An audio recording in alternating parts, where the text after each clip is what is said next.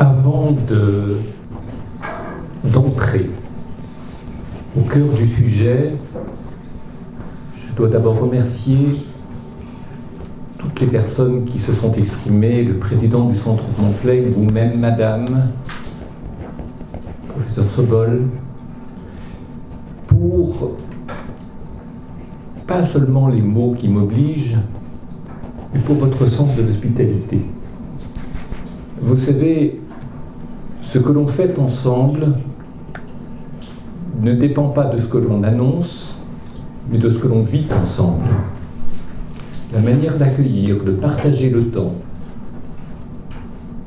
du premier instant jusqu'à la conférence et au-delà, témoigne de ce qu'est ici, à Marseille, au Centre Edmond Flegg, le devoir d'hospitalité, la table d'Abraham dont vous avez si justement parlé.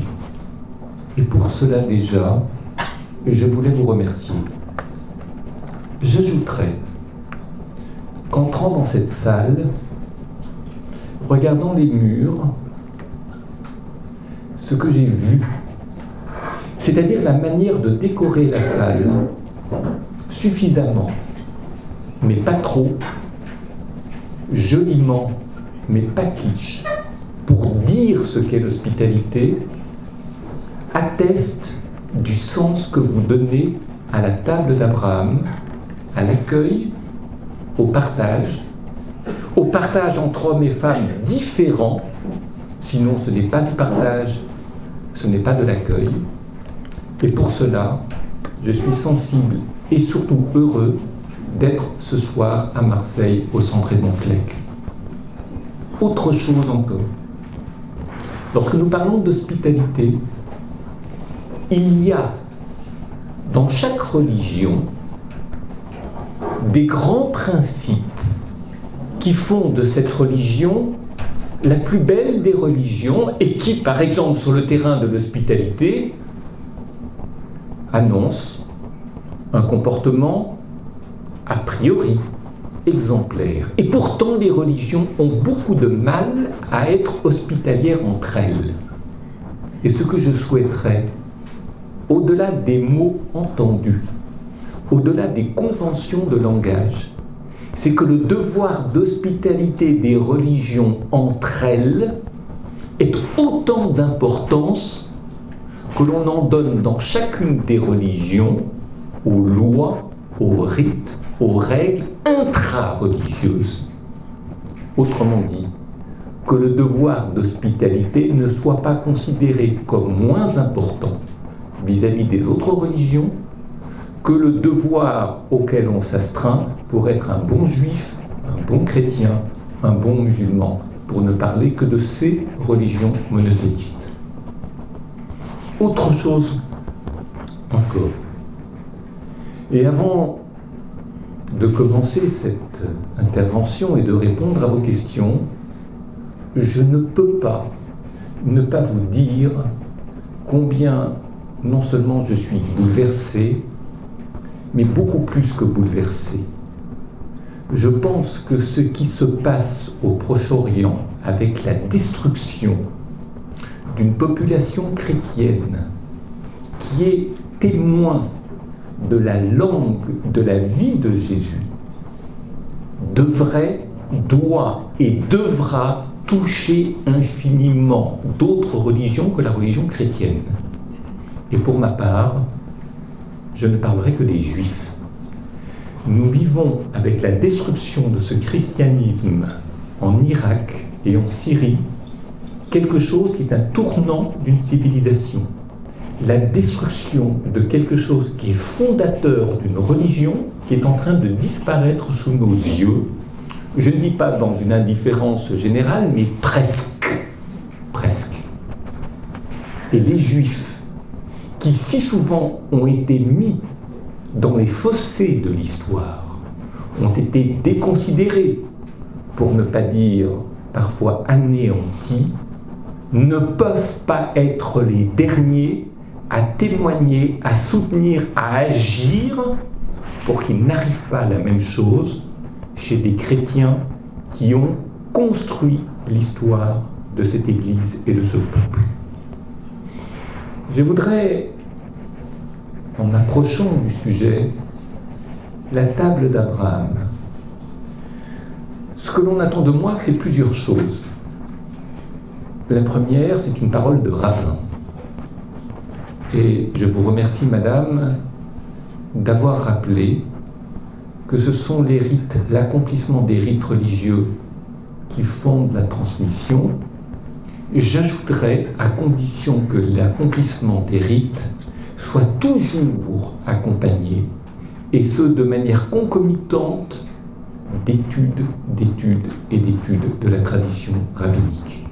Étudier la Torah, en hébreu, nous ferons et nous entendrons, nous accomplirons et nous étudierons, nous réfléchirons, nous donnerons du sens. L'un ne va pas sans l'autre, parce qu'un rite peut être vidé de sa substance spirituelle et apparaître très vite comme vide de sens, anachronique, le souvenir des grands-parents, des gestes dont on ne connaît pas la signification. Il nous appartient d'étudier la signification des rites. Et lorsque nous parlons de la table d'Abraham, c'est-à-dire de la nourriture, de la manière de manger ensemble, des modes de cuisson de la nourriture tels que la tradition biblique et rabbinique nous l'enseigne, il ne suffit pas de rappeler des faits, des actes et des gestes. Il faut aussi, et c'est ce que vous attendez de moi, leur donner du sens. Et un sens, et je vous remercie d'avoir repris cette expression qui m'est chère, qui donne à penser. Mais pas seulement penser à ceux qui pensent comme moi. Parce que donner à penser à des gens qui pensent comme vous, ce n'est pas donner à penser, c'est les conforter, c'est les rassurer. Un juif est un inquiéteur. Un inquiéteur, c'est-à-dire quelqu'un qui vient là où il y a trop de lumière, trop de clarté, trop de certitude, déposer un peu de pénombre, un peu de doute, un peu de remise en question, et là où il y a de l'obscurité, un peu de lumière, mais sans jamais aveugler. C'est entre deux qui est si important. Et j'ajoute encore et enfin que les rites alimentaires, les lois de la table, les modes de cuisson, la vie culinaire obéit à des rites qui font sens et qui obligent à l'égard de ceux qui sont différents de nous, juifs. Autrement dit, il m'appartient de rappeler la signification, dès lors que je sais le faire, de ces rites, de sorte que quelqu'un qui n'est pas juif, ou un juif qui n'est pas croyant, et qui ne pratique pas, ne va pas devenir juif, ou ne va pas devenir plus pratiquant pour autant, mais sorte d'ici en considérant que ce rite mérite d'être estimable. Il est digne. Il délivre quelque chose qui fait sens pour lui. Vous savez, redonner sa dignité à une tradition, de sorte qu'elle n'apparaisse pas seulement comme l'objet d'une toute petite minorité qui y croit et les autres n'en ont rien à faire, peuvent s'en moquer, surtout dans un Occident pour qui les rituels religieux font peu sens, où la culture religieuse devient insignifiante, où l'ordre des valeurs relève du tout se vaut, et où hiérarchiser les valeurs devient presque un outrage, voire une indignité, voire une manière de stigmatiser ceux que l'on pourrait imaginer comme n'obéissant pas à cet ordre de valeurs, et donc seraient considérés comme inférieurs. Tout ce type de discours, je souhaiterais le récuser, le délégitimer et lui donner à son discours juif une signification audible par tous. Alors, ce soir, la table. La table d'Abraham. D'abord le titre. La table d'Abraham, pourquoi Abraham apparaît-il dans le récit biblique comme celui qui incarne le mieux le sens de l'hospitalité? Je pense que c'est d'abord lié un texte. Un texte qui se trouve dans la Genèse, au début du chapitre 18, lorsqu'Abraham accueille ces 3 hommes qui s'avèrent être des anges, qui viennent lui annoncer la conception et la naissance à venir d'un fils qui sera Isaac. Abraham, je dirais, ce n'est pas un grand malade, mais il sort de maladie, il vient de se circoncire, il est faible, il est souffrant, il est convalescent.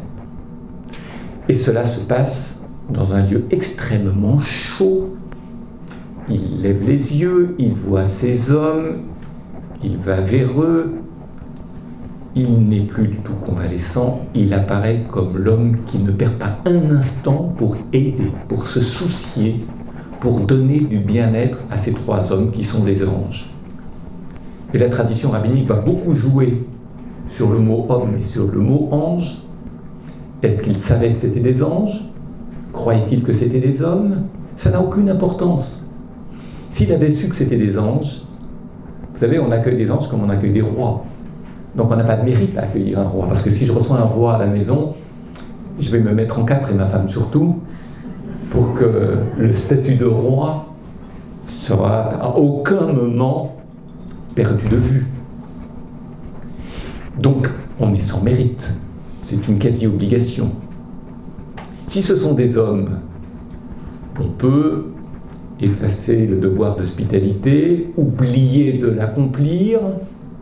Or, Abraham a accueilli ces anges comme si c'était des hommes, et ces hommes comme si c'était des anges, dit le Midrash. Ce qui veut dire quoi?